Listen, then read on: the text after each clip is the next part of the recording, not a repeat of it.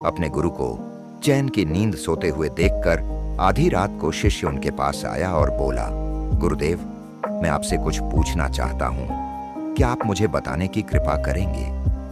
गुरुदेव उठे और बोले, हाँ बेशक, पूछो, तुम क्या पूछना चाहते हो? मैं देख रहा हूं कि तुम कुछ दिनों से काफी परेशान से लग रहे हो। उसने गुरुदेव से पूछा कि आपकी इस चिंता मुक्त जीवन और आपके चेहरे पर इस असीम शांति का राज क्या है? मैं जानना चाहता हूं कि आप हमेशा खुश कैसे रहते हैं। क्या आपको कभी चिंता नहीं होती या आप कभी दुखी ही नहीं होते? आप ऐसे चिंता मुक्त कैसे सोते हैं? गुरुदेव ने बोला, अब मैं तुम्हें जो हूं तुम उसे ध्यान से सुनो, और ये चीज रात को सोने से पहले ठीक 5 मिनट के लिए तुम्हें करना है। उसने पूछा, गुरुदेव, आखिरी रात को सोने से पहले ही क्यों, और आखिरी 5 मिनट तक ही क्यों करना है? गुरुदेव ने बोला, तुम मेरी बातों को ध्यान से सुनो, क्योंकि यह बातें तुम्हारी जिंदगी बदलने वाली है। रात को सोने से पूर्व 5 मिनट तक तुम अगर इस काम को करोगे तो तुम्हें जिंदगी में हर वो चीज मिलेंगे जो तुम चाहते हो। धन, दौलत, शोहरत, असीम शांति और खुशियां, सब कुछ तुम्हें मिलेगी। लेकिन इसके लिए बस नियम यही है कि तुम्हें यह काम करना पड़ेगा।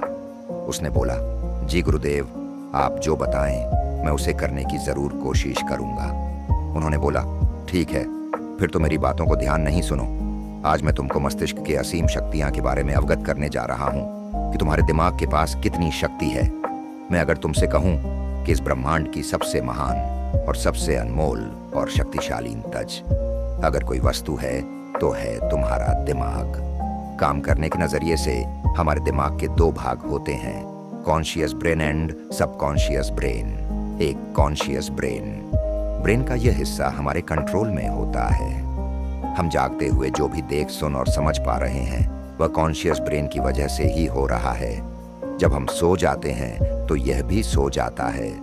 सबकॉन्शियस ब्रेन का यह पार्ट हमारे कंट्रोल में नहीं होता।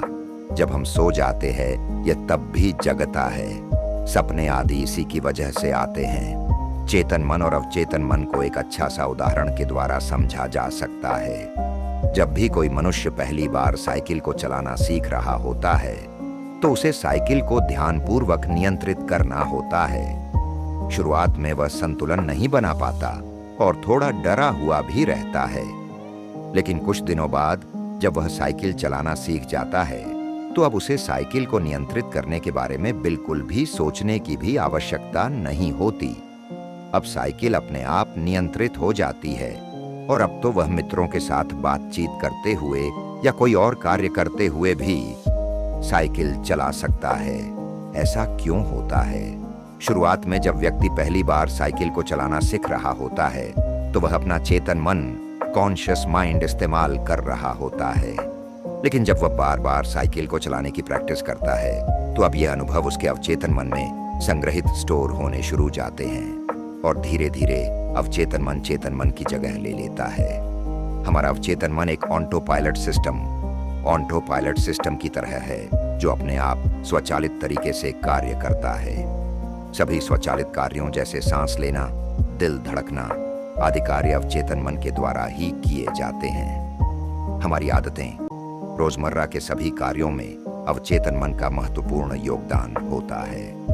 हमारे हर एक विचार का हमारे अवचेतन मन पर महत्वपूर्ण प्रभाव पर डमता है, या ये कह सकते हैं कि हम जो कुछ भी सोचते हैं या करते हैं उससे हमारे अवचेतन मन की प्रोग्रामिंग होती जाती है और फिर बाद में धीरे धीरे अवचेतन मन उस कार्य को नियंत्रित करने लगता है। हमारी आदतों और विचार धारणाओं का निर्माण भी ऐसे ही होता है और बाद में वह आदत स्वचालित रूप से अवचेतन मन के द्वारा पूरी तरह नियंत्रित होती है। यह हम पर निर्भर करता है कि हम अपने अवचेतन मन की प्रोग्रामिंग कैसे करते हैं।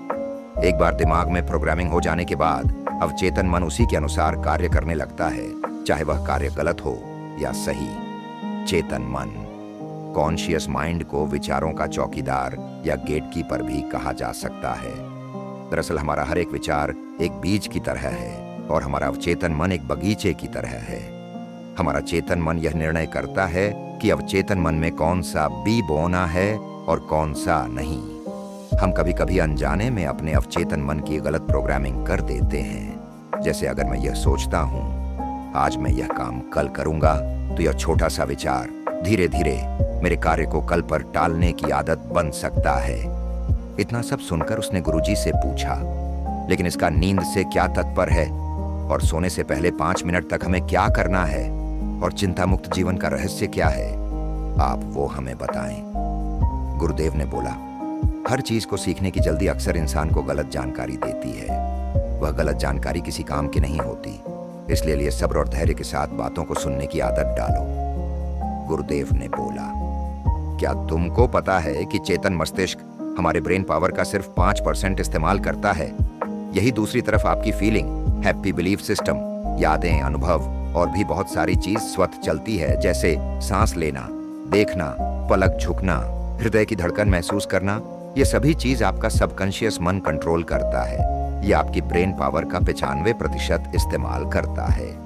आपके अवचेतन मस्तिष्क की प्रोसेसिंग पावर लगभग 40 मिलियन बिट्स पर सेकंड होता है, यानी कि सबकॉन्शियस मन से लाखों गुना ज्यादा है। सबकॉन्शियस मन के पास इतनी क्षमता है कि ब्रह्मांड की अनंत संभावनाओं को बड़ी आसानी से सच कर सकता है। जिंदगी में एक बात हमेशा याद रखो, तुम जो भी हो, जैसे भी हो, तो अपनी सोच की वजह से हो। तुम अपने दिमाग को जैसी बातें बताते हो, जैसी चीजें दिखाते हो और जैसी बातें सोचते हो, वैसे तुम बन जाते हो और वैसे ही तुम्हारी जिंदगी होती है। और इन्हीं वजहों से सुख दुख और तुम्हारे मन का सुकून, शांति, सब कुछ मिलता है और सब कुछ खो भी जाता है। इसलिए खुद को सही दिशा देना जरूरी है।